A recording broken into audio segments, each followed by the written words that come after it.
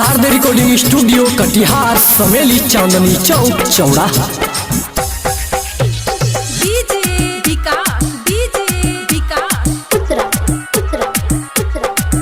राह चलते में बाजे पायल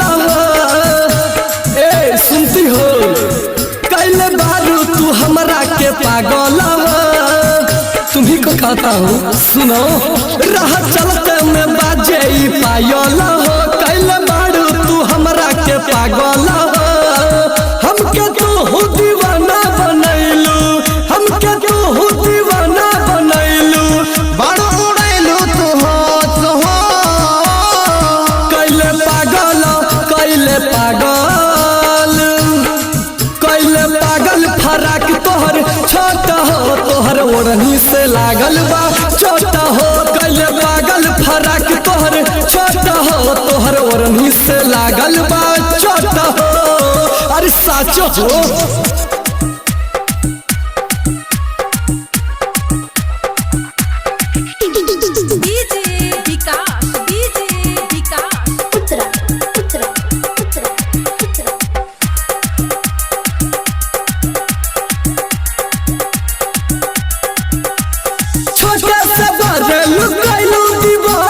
चेहरा लगे हर पूनम के चांद उड़ के लगे जब तोहर ओढ़निया दिलवा हमर यौरी ले गइलू जान ले गइलू जान ले गइलू जान छोटे से बड़े लुकैलू दीवाना चेहरा लगे हर पूनम के चांद उड़ के लगे जब तोहर ओढ़निया दिलवा हमर यौरी ले गइलू जान कुछ कही त कह नहीं पाई कही त कह नहीं पाई दिल बदल हमर सगरी तसो कैले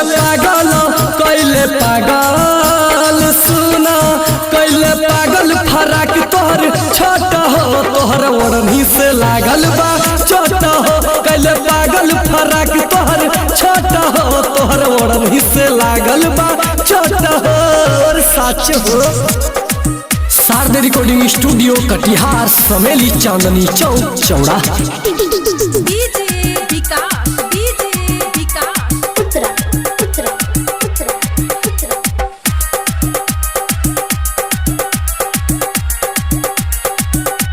दीपू कपिल के तू किस्मत में बारू वही से भइल बा तोर से त भेंट नीरज सुपर के ऊपर तया के हो गइलू जिंदगी में हमरा त से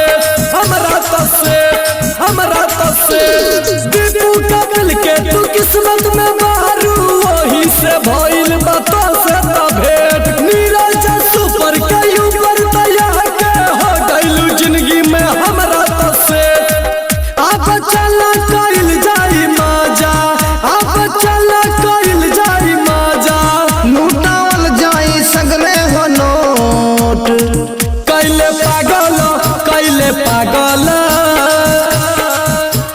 पागल फराक तोहर छोटा हो तोहर ओढ़नी से लागल बा छोटा हो कैले पागल फराक तोहर छोटा हो तोहर ओढ़नी से लागल बा छोटा हो।